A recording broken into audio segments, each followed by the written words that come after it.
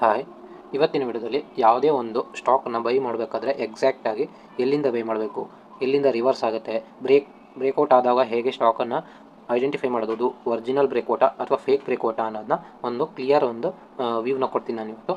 ಇದರಲ್ಲಿ ಫಸ್ಟಿಗೆ ನಮಗೆ ನಾರ್ಮಲ್ ಆಗಿ ನಾವು ಬೈ ಮಾಡಬೇಕು ಅಂತಂದರೆ ಯಾವ್ದಾರು ಒಂದು ಸ್ಟಾಕು ಬ್ರೇಕ್ಔಟ್ ಆದಾಗ ನಾರ್ಮಲಿ ಎಲ್ಲರೂ ಜಾಸ್ತಿ ಬೈ ಮಾಡ್ತಾರೆ. ಸೊ ಬ್ರೇಕ್ಔಟ್ ಆದಾಗ ಯಾವುದು ಒರಿಜಿನಲ್ ಬ್ರೇಕ್ಔಟ್ ಅಂತ ನೋಡಬೇಕು ಅಂತಂದರೆ ಫಸ್ಟ್ ಆಫ್ ಆಲ್ ನಮಗೆ ಒಂದು ಡೌನ್ ಟ್ರೆಂಡಲ್ಲಿರುವಂಥ ಸ್ಟಾಕಿಗೆ ಈ ಥರ ಒಂದು ಟ್ರೆಂಡ್ ಲೈನ್ನ ಡ್ರಾ ಮಾಡ್ಕೋಬೇಕು.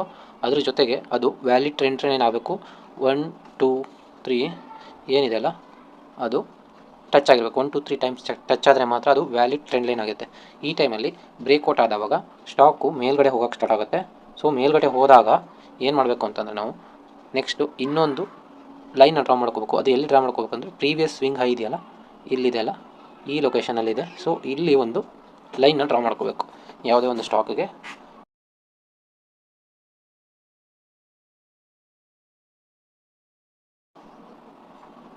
ಇದನ್ನು ಕೂಡ ಏನಾದರೂ ಈ ಲೈನ್ನ ಕೂಡ ಬ್ರೇಕ್ಔಟ್ ಆಗಿ ಮೇಲೆ ಹೋಗ್ತಿದೆ ಅಂತಂದರೆ ಅಲ್ಲಿ ಒಂದು ಬ್ರೇಕ್ಔಟ್ ಆಗಿದೆ ಅಂತ ಒಂದು ಕನ್ಫರ್ಮೇಷನ್ ಸಿಗುತ್ತೆ. ಈ ಬ್ರೇಕ್ಔಟ್ನ ನೆಕ್ಸ್ಟ್ ನಾವು ಫರ್ದರ್ ವಾಚ್ ಮಾಡಬೇಕು. ನಾವು ಈ ಟೈಮಲ್ಲಿ ಬೈ ಮಾಡಬಾರ್ದು. ಇದು ಇನ್ ಕೇಸ್ ಏನಾದರೂ ಈ ಥರ ಕಂಡೀಷನಲ್ಲಿ ಏನಾದರೂ ಕಂಟಿನ್ಯೂಸ್ ಆಗಿ ಬಿಗ್ ಕ್ಯಾಂಡಲ್ ಫಾರ್ಮೇಷನ್ ಮಾಡಿಕೊಂಡು ಮೇಲೆ ಹೋಗ್ತಿದೆ ಅಂತಂದರೆ ಅದನ್ನು ಬೈ ಮಾಡೋದಕ್ಕೆ ಹೋಗಬೇಡಿ, ವೆಯ್ಟ್ ಮಾಡಿ. ಇನ್ ಕೇಸ್ ಏನಾದರೂ ಆ ಥರ ಹೋಗೋ ಸ್ಟಾಕ್ ಇದ್ದರೆ ಅವಶ್ಯಕತೆ ಏನಿಲ್ಲ. ಇನ್ ಕೇಸು ಈ ಥರ ಲೈನ್ ಇದ್ದಾಗ ಬ್ರೇಕ್ಔಟ್ ಆಗುತ್ತೆ, ಒಂದು ಸಣ್ಣ ಸಣ್ಣ ಕ್ಯಾಂಡಲ್ನ ಫಾರ್ಮೇಷನ್ ಆಗ್ತಾ ಹೋಗ್ತಾ ಇರುತ್ತೆ ಅಂದ್ಕೊಳ್ಳಿ. ಒಂದು 3-4 ಕ್ಯಾಂಡಲ್ ಫಾರ್ಮೇಷನ್ ಆದಮೇಲೆ ಆಟೋಮೆಟಿಕಲಿ ಯಾವುದೇ ಒಂದು ಕಂಡೀಷನಲ್ಲಿ ಅದು ಕೆಳಗೆ ಬರುತ್ತೆ. ಬಂದವಾಗ ನಾವು ಕೆಳಗಡೆ ಇನ್ನೊಂದು ಲೈನ್ ಇರುತ್ತೆ. ಇದರಲ್ಲಿ ಇದು ವಾಲ್ಯೂಮ್ ಇರುತ್ತೆ. ಈ ವಾಲ್ಯೂಮು ಇಲ್ಲಿನ ಬ್ರೇಕ್ಔಟ್ ಆಗುವಂಥ ಟೈಮಲ್ಲಿ ಈ ಲೊಕೇಶನಲ್ಲಿ ಇನ್ಕ್ರೀಸಿಂಗ್ ಆಗಿರುತ್ತೆ. ಕಂಟಿನ್ಯೂಸ್ ಆಗಿ ಇನ್ಕ್ರೀಸ್ ಇರಬೇಕು ಅಂತೇನಿಲ್ಲ, ಕಂಪೇರ್ ಮಾಡಿದ್ರೆ ಇನ್ಕ್ರೀಸಿಂಗ್ ಇರುತ್ತೆ. ಈ ಟೈಮಲ್ಲಿ ಏನು ಡೌನ್ ಬರ್ತಾ ಇರುತ್ತೆ, ಇದೇನಾದರೂ ಡಿಕ್ರೀಸ್ ಆಗ್ತಾಯಿದ್ರೆ, ಸೊ ನೀವೇನಾದರೂ ಒರಿಜಿನಲ್ ಬ್ರೇಕ್ಔಟ್ ಆಗ್ತಿದ್ರೆ ಈ ಥರ ಕಂಡೀಷನ್ ಮ್ಯಾಚ್ ಆಗುತ್ತೆ. ಸೊ ಗ್ರೀನ್ ಕಂಡೀಷನ್ ಯಾವಾಗ ಬರುತ್ತೆ, ಸ್ವಲ್ಪ ಇನ್ಕ್ರೀಸಿಂಗಲ್ಲಿರುತ್ತೆ. ಕೆಳಗಡೆ ಬರಬೇಕಾದ್ರೆ ಡಿಕ್ರೀಸಿಂಗ್ ಆಗ್ತಿರುತ್ತೆ. ಆವಾಗ ನಾವು ಇದನ್ನು ಎಕ್ಸಾಕ್ಟಾಗಿ ಕ್ಲಿಯರಾಗಿ ಅರ್ಥ ಮಾಡ್ಕೋಬೇಕು. ಅಂದರೆ ಈ ಒಂದು ಲೊಕೇಶನ್ ಐಡೆಂಟಿಫೈ ಆಯಿತು ಅಂದರೆ ಯಾವ್ದಾದ್ರು ಸ್ಟಾಕಲ್ಲಿ ನಮಗೆ ಇದನ್ನು ತಗೊಂಬಿಟ್ಟು ನಾವು ಎಕ್ಸಾಕ್ಟ್ಲಿ ಏನು ಕಂಡೀಷನ್ ಆಲ್ರೆಡಿ ನಾವು ಮೀಟ್ ಆಗಿದೆ. ಸೊ ಏನು ಕಂಡೀಷನ್ ಮೀಟ್ ಆಗಿದೆ ನಮ್ಮ ಹತ್ರ, ಮೊದಲನೇದಾಗಿ ಒಂದು ಲೈನ್ ಇತ್ತಿಲ್ಲಿ. ಸೊ 1 2 3 ಪಾಯಿಂಟ್ ಕಾಂಟ್ಯಾಕ್ಟ್ ಆಗಿತ್ತು. ಸೊ ಇಲ್ಲಿಂದ ಸ್ಟಾಕು ಮೇಲ್ಗಡೆ ಬರ್ತಾಯಿತ್ತು. ಸೊ ಈ ಲೊಕೇಶನಲ್ಲಿ ನಮಗೆ ಕ್ಯಾಂಡಲ್ಸು ಬ್ರೇಕ್ಔಟ್ ಆಗಿದೆ. ಸೆಕೆಂಡು, ಥರ್ಡು, ಫೋರ್ತ್ ಕ್ಯಾಂಡಲ್ ಹಿಂಗೆ ಫಾರ್ಮೇಷನ್ ಆಗಿದೆ. ಎಷ್ಟಾದರೂ ಕ್ಯಾಂಡಲ್ ಆಗಿರ್ಬೋದು. ನೆಕ್ಸ್ಟು ನೆಗೆಟಿವ್ ಬರ್ತಾ ಇದೆ. ಸೊ ಈ ಥರ ಒಂದು ಕಂಡೀಷನ್ ಬಂದ ತಕ್ಷಣ ನಮಗೆ ಬಾಟಮಲ್ಲಿ ಒಂದು ಹಿಂಗೆ ಇನ್ಕ್ರೀಸಿಂಗ್ ಆಗಿರುವಂಥ ಒಂದು ವಾಲ್ಯೂಮ್ಸ್ ಕಂಡೀಷನ್ ಬರುತ್ತೆ. ಅದೇ ಥರ ಇದು ಒರಿಜಿನಲ್ ಬ್ರೇಕ್ಔಟ್ ಆಗಿದ್ರೆ ಇದ್ರದ್ದು ಈ ವಾಲ್ಯೂಮ್ ಕೂಡ ಲೆಸ್ ಆಗಿರುತ್ತೆ. ಒಂದೊಂದು ಕ್ಯಾಂಡಲು ಇನ್ಕ್ರೀಸ್ ಆಗ್ಬೋದು. ಸೊ ಓವರ್ ಆಲ್ ಇದಕ್ಕೆ ಕಂಪೇರ್ ಮಾಡಿದ್ರೆ ಈ ಲೊಕೇಶನ್ಗೆ ಕಂಪೇರ್ ಮಾಡಿದ್ರೆ ಇದು ಡೌನ್ ಇರಬೇಕು. ಸೊ ಈ ಟೈಮಲ್ಲಿ ಏನಾದರೂ ನಮಗೆ ಈ ಲೊಕೇಶನಲ್ಲಿ ಏನಾದರೂ ಒಂದು ಒಳ್ಳೆ ಬಿಗ್ ಕ್ಯಾಂಡಲು ಈ ಥರ ಇದು ಬ್ರೇಕ್ ಡೌನ್ ಆಗಿ ಕೆಳಗಡೆ ಬರಬೇಕಾದ್ರೆ ಈ ಥರ ಒಂದು ಕ್ಯಾಂಡಲು ಅಥವಾ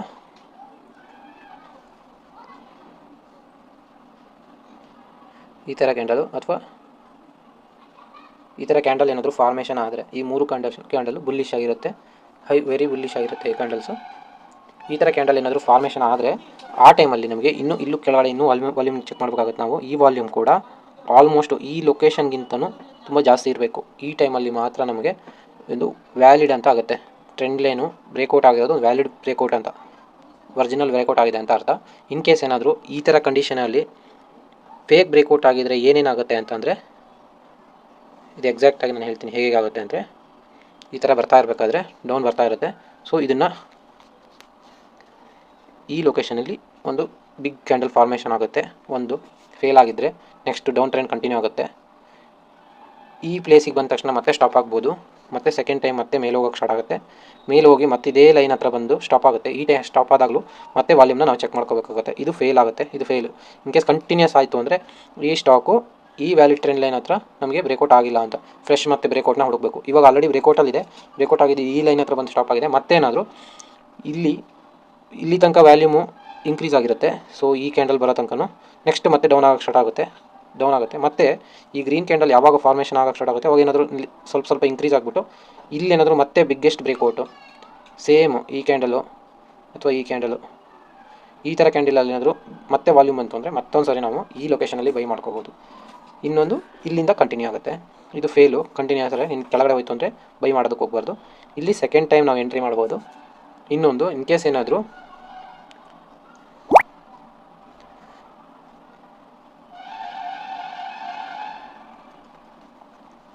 ಇನ್ನೊಂದು ಟೈಮಲ್ಲಿ ಯಾವಾಗ ಬೈ ಮಾಡಬಾರ್ದು ಅಂತಂದರೆ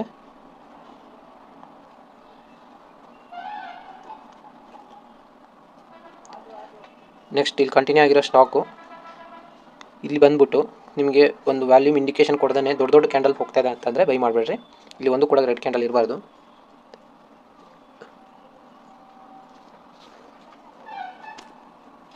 ಸೊ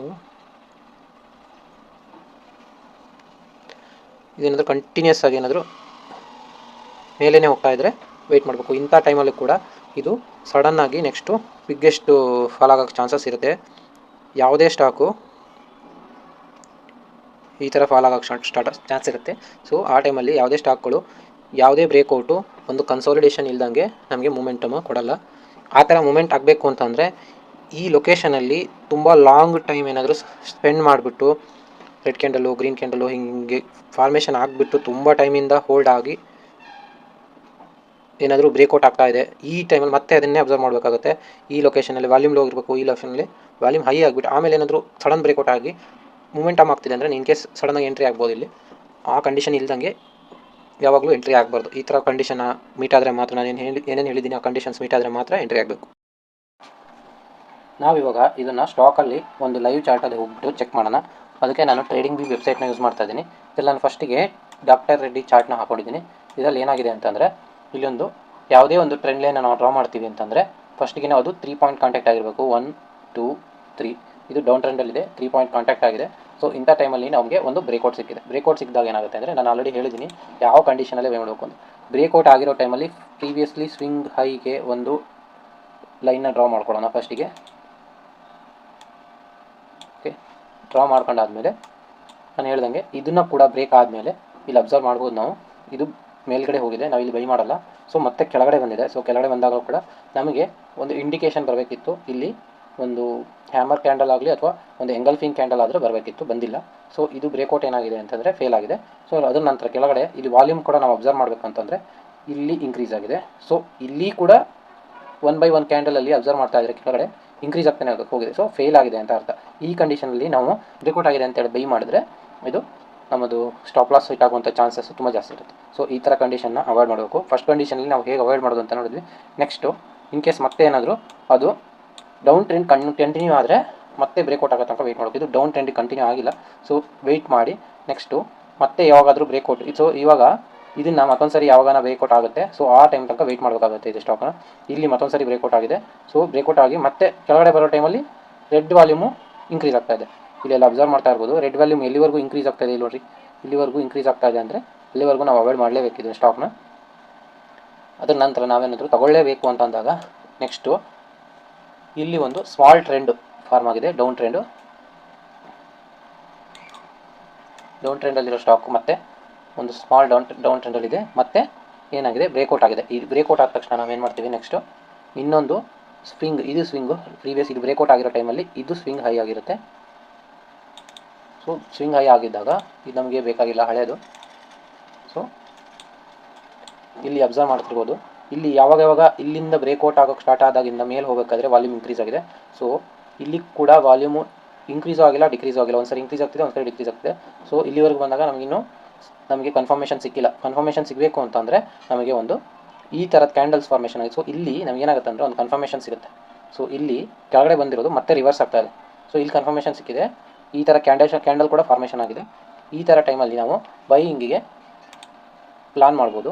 ಸೊ ಬೈಯಿಂಗ್ ಹೆಂಗೆ ಪ್ಲಾನ್ ಮಾಡಬೇಕು ಅಂತಂದರೆ ಯಾವಾಗ ಇದನ್ನು ಈ ಥರ ಕ್ಯಾಂಡಲ್ ಫಾರ್ಮೇಷನ್ ಆಗಿದ ತಕ್ಷಣ ಈ ಲೈನ್ಗಿಂತ ಮೇಲೆ ಯಾವುದೇ ಕ್ಯಾಂಡಲ್ ಫಾರ್ಮೇಷನ್ ಆದರೆ ಇದಕ್ಕಿಂತ ಮೇಲುಗಡೆ ಕ್ಲೋಸ್ ಆದರೆ ಮಾತ್ರ ನಾವು ಒಂದು ಎಂಟ್ರಿನೇ ಮಾಡಬೇಕಾಗತ್ತೆ. ಈಗ ಆ ಕಂಡೀಷನಲ್ಲಿ ನಾವು ಎಂಟ್ರಿ ಆದರೆ ಪರ್ಟಿಕ್ಯುಲರಾಗಿ ಈ ಕಂಡೀಷನ್ ಈ ಡೇಲಿ ಆಗಿದೆ ನಮಗೆ, ಇಲ್ಲಿ ಬೈ ಮಾಡ್ತೀವಿ. ಸೊ ಪ್ರೀವಿಯಸ್ ಸ್ವಿಂಗ್ ಏನಿರುತ್ತೆ ಲೋನ ಅದನ್ನು ಇಟ್ಕೋಬೇಕು. 1:2 ಟಾರ್ಗೆಟ್ ಇಟ್ಕೊಂಡು ನಾವು ಟ್ರೈ ಮಾಡಬೇಕಾಗತ್ತೆ. ಸೊ ಇಲ್ಲಿ ನಾವು ಎಕ್ಸಾಕ್ಟ್ಲಿ ಎಂಟ್ರಿ ಆಗಿಲ್ಲ ಏನಕ್ಕೆ ಅನ್ನೋದು ರೀಸನ್ ಹೇಳಿದ್ದೀನಿ. ಇಲ್ಲಿ ಎಕ್ಸಾಕ್ಟ್ಲಿ ರೀಸನ್ ಏನಕ್ಕೆ ಎಂಟ್ರಿ ಆಗ್ತಿದ್ದೀನಿ ಅಂತ ನಾನು ಹೇಳಿದ್ದೀನಿ. ನೆಕ್ಸ್ಟು ಇದೇ ಥರ ಎಕ್ಸಾಕ್ಟ್ ಒಂದು ಡೌನ್ ಟ್ರೆಂಡು ಯಾವಾಗನಾಗಿದ್ದರೆ ಅದನ್ನು ಚೆಕ್ ಮಾಡ್ಬೋದು. ಸೊ ಇದು ನೋಡಿರಿ, ಆಲ್ರೆಡಿ 1:2 ಕೊಟ್ಟ ಮೇಲೆ ಮತ್ತೆ ಡೌನ್ ಬಂದ ತಕ್ಷಣ ಇದೇ ಒಂದು ಲೊಕೇಶನಲ್ಲಿ ಮತ್ತೆ ಅದೇ ಒಂದು ಪರ್ಟಿಕ್ಯುಲರ್ ಪಾಯಿಂಟಿಂದ ಮತ್ತೆ ಮೊಮೆಂಟಮ್ ಸ್ಟಾರ್ಟ್ ಆಗಿದೆ. ಚೆನ್ನಾಗಿ ಮೂಮೆಂಟಮ್ ಬಂದಿದೆ. ಸೊ ಮತ್ತೆ ಡೌನ್ ಟ್ರೆಂಡಿಗೆ ಹೋಗ್ತಾ ಇದೆ ಸ್ಟಾಕು. ಸೊ ಡೌನ್ ಟ್ರೆಂಡಿಗೆ ಹೋದಾಗ ಇಲ್ಲಿ ನೋಡ್ರಿ ಮತ್ತೆ 1 2 3 ಇಲ್ಲಿ ಫಾರ್ಮೇಷನ್ ಆಗಿದೆ. ನೆಕ್ಸ್ಟ್ ಇಲ್ಲಿ ಫಾರ್ಮೇಷನ್ ಆದ ತಕ್ಷಣ ಇಲ್ಲಿ ನಾವು ಏನು ಮಾಡಬೇಕು, ಪ್ರೀವಿಯಸ್ ಸ್ವಿಂಗ್ ಹೈ ಏನಿರುತ್ತೆ ಅದನ್ನು ಒಂದು ಡ್ರಾ ಮಾಡ್ಕೊಬೇಕು. ಸೊ ಡ್ರಾ ಮಾಡಿಕೊಂಡು ಇಲ್ಲಿವರೆಗೂ ಫಸ್ಟ್ ನಮಗೆ ಸಿಗುತ್ತೆ. ಇಲ್ಲಿ ನಮಗೆ ಕನ್ಫರ್ಮ್ ಆಗಿದೆ. ಸೊ ಮೇಲೆ ಹೋಗಿದೆ. ಬಟ್ ಆದರೆ ನೆಕ್ಸ್ಟು ಕೆಳಗಡೆ ಬರೋ ಟೈಮಲ್ಲಿ ವಾಲ್ಯೂಮು ಸೆಲ್ಲಿಂಗ್ ವಾಲ್ಯೂಮ್ ಜಾಸ್ತಿ ಇರೋದ್ರಿಂದ ವೆಯ್ಟ್ ಮಾಡಬೇಕು. ಸೊ ವೆಯ್ಟ್ ಮಾಡಿ ಕೆಳಗಡೆ ಬರುತ್ತೆ. ಮತ್ತು ಕೆಳಗಡೆ ಬಂದಾಗ ಯಾವಾಗ ಮತ್ತೆ ಅದೇ ಒಂದು ಟ್ರೆಂಡ್ ಲೈನಿಗೆ ಸಪೋರ್ಟ್ ತಗೊಂಡು ಮತ್ತೆ ಮೇಲೆ ಬ್ರೇಕ್ಔಟ್ ಆಗಿದೆ ಅಂದಾಗ ಮತ್ತೆ ನಾವು ಮತ್ತೊಂದು ಸರಿ ವೆಯ್ಟ್ ಮಾಡಬೇಕಾಗುತ್ತೆ. ಇಲ್ಲಿ ನಮಗೆ ಕನ್ಫರ್ಮೇಷನ್ ಸಿಕ್ಕಿಲ್ಲ. ಸೊ ಇಲ್ಲಿ ಏನಾದರೂ ಕನ್ಫರ್ಮೇಷನ್ ಸಿಗುತ್ತಾ ಅಂತ ವೆಯ್ಟ್ ಮಾಡಬೇಕು. ಸೊ ಈ ಟೈಮಲ್ಲಿ ಇದ್ರ ವಾಲ್ಯೂಮ್ನ ಇದು ಬ್ರೇಕ್ಔಟ್ ಆದಮೇಲೆ ಎಲ್ಲದು ನೋಡಬೇಕಾಗಿರೋದು ನಾವು ಪ್ರೈಸು ಇದಕ್ಕಿಂತ ಕೆಳಗೆ ಬರಬಾರ್ದು. ಇನ್ನೊಂದು ಇದರಲ್ಲಿ ಈ ಲೊಕೇಶನಲ್ಲಿ ವಾಲ್ಯೂಮ್ ಹಿಂಗೆ ಆಗ್ತಿದೆ ಅಂತ. ಸೊ ಇಲ್ಲಿ ನೋಡ್ತಾ ಇದ್ದರೆ ಈ ಅಪ್ ಟ್ರೆಂಡಲ್ಲಿ ಏನು ಟ್ರೆಂಡ್ ಮೇಲೆ ಹೋಗ್ತಾ ಇದೆ, ಪ್ರೈಸು ಇನ್ಕ್ರೀಸ್ ಆಗ್ತಾ ಇದೆ. ಸೊ ಇಲ್ಲೂ ಕೂಡ ಇನ್ಕ್ರೀಸ್ ಇಲ್ಲ, ಡಿಕ್ರೀಸ್ ಇಲ್ಲ. ಸೊ ಇಲ್ಲೂ ಕನ್ಫ್ಯೂಷನ್ ಇದೆ. ಇಲ್ಲಿವರೆಗೂ ಕನ್ಫ್ಯೂಷನ್, ನಮಗೆ ಕನ್ಫರ್ಮೇಷನೇ ಸಿಕ್ಕಿಲ್ಲ. ಇಲ್ಲಿ ಕನ್ಫರ್ಮೇಷನ್ ಸಿಕ್ಕಿಲ್ಲ, ಇಲ್ಲೂ ಕನ್ಫರ್ಮೇಷನ್ ಸಿಕ್ಕಿಲ್ಲ. ಎಂಟ್ರಿಗೆ ಎಕ್ಸಾಕ್ಟ್ಲಿ ಕನ್ಫರ್ಮೇಷನ್ ಸಿಗೋದು ಇಲ್ಲಿ ಅಂದರೆ ಈ ಲೊಕೇಶನಲ್ಲಿ ನೋಡಿ. ಇಲ್ಲೊಂದು ಕಡೆ ಸಿಕ್ಕಿದೆ. ಇಲ್ಲಿ ಈ ಲೊಕೇಶನ್ ಒಂದು ಕಡೆ ನಮಗೆ ಒಂದು ಒಳ್ಳೆ ವಾಲ್ಯೂಮ್ ಬಂದಿದೆ. ಸೊ ಇಲ್ಲಿ ಕೂಡ ನಾವು ಟ್ರೈ ಮಾಡ್ಬೋದು ಬೈ ಮಾಡೋದಕ್ಕೆ. ಅದೇ ಇದು ಕೂಡ ಇಲ್ಲಿ ಬೈ ಮಾಡಿದ್ರೆ ಕೂಡ ರಾಂಗ್ ಆಗಿರೋಲ್ಲ. ಸೊ ಪರ್ಟಿಕ್ಯುಲರಾಗಿ ಲಾಸ್ಟ್ ಸ್ವಿಂಗ್ ಏನಿರುತ್ತೆ ಅದಕ್ಕೆ ಸ್ಟಾಪ್ ಲಾಸ್ ಇಟ್ಕೊಂಡು ಟ್ರೈ ಮಾಡೋದು ಕೂಡ ಒಂದು ಇಲ್ಲಿ ಎಂಟ್ರಿ ಇದೆ. ಈ ಕ್ಯಾಂಡಲ್ಗಿಂತ ಮೇಲೆ ಕ್ಲೋಸ್ ಆಗಿದ ತಕ್ಷಣ ನೆಕ್ಸ್ಟ್ ನೋಡಿರಿ ಸೇಮ್ ಅದೇ ಒಂದು ಪಾಯಿಂಟಿಗೆ ಬಂದು ರಿಜೆಕ್ಟ್ ಆಗಿದೆ ಪ್ರೈಸು. ನೆಕ್ಸ್ಟ್ 1:2ಗೆ ಟ್ರೈ ಮಾಡಬೇಕು.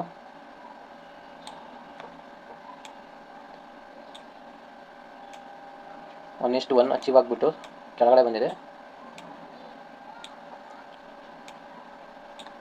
1:2 ಇಲ್ಲಿವರೆಗೂ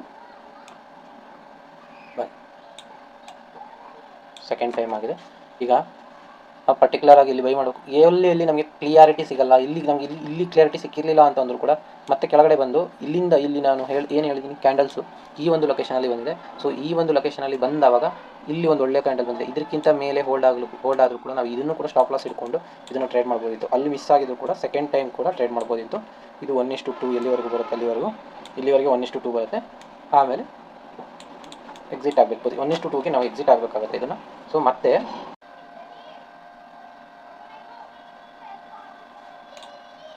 ಆಮೇಲೆ ನೆಕ್ಸ್ಟ್ ನೋಡೋದಾದರೆ ನಮಗಿಲ್ಲಿ ಇಲ್ಲೊಂದು ಸ್ಮಾಲ್ ಡೌನ್ ಟ್ರೆಂಡ್ ಇದೆ. ಇಲ್ಲಿ 1:2 ಬಂದಿದೆ. ಇದು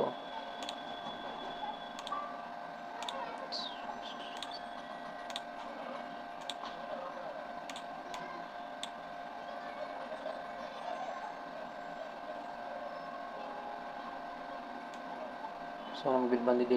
ಇಲ್ಲಿ ಬಂದಾಗ ಇಲ್ಲಿ ಬಂದಿದೆ ಮೊಮೆಂಟಮ್. ಸೊ ಇಲ್ಲಿ ಬಂದಿತ್ತು. ಸ್ಟಾಪ್ ಲಾಸ್ ಇಲ್ಲಿ ಇಟ್ಕೊಂಡಿದ್ರು ಕೂಡ 1:2 ಇಲ್ಲಿ ಬಂದಿತ್ತು. ನೆಕ್ಸ್ಟ್ ಇನ್ನೊಂದು ಟ್ರೆಂಡು ಎಕ್ಸಾಕ್ಟ್ಲಿ ಅಚೀವ್ ಆದ ತಕ್ಷಣ ಮತ್ತೆ ಡೌನ್ ಟ್ರೆಂಡಿಗೆ ಸ್ಟಾರ್ಟ್ ಆದವಾಗ 1 2 3 ಇಲ್ಲಿ ಬಂದಿದೆ. ಸೊ ಈ ಪಾಯಿಂಟಲ್ಲಿ ಬ್ರೇಕ್ಔಟ್ ಫೇಲ್ ಮತ್ತೆ ಹೋಗ್ತಾ ಇದೆ. ಸೊ ನಾವೇನಾದರೂ ಸ್ವಿಂಗ್ ಹೈದು ಕೂಡ ಮಾರ್ಕ್ ಮಾಡ್ಕೊಂಡಿದ್ರೆ ಮಿಸ್ ಮಾಡಿದ್ವಿ ಇದನ್ನು. ಇದು ಸ್ವಿಂಗ್ ಹೈ.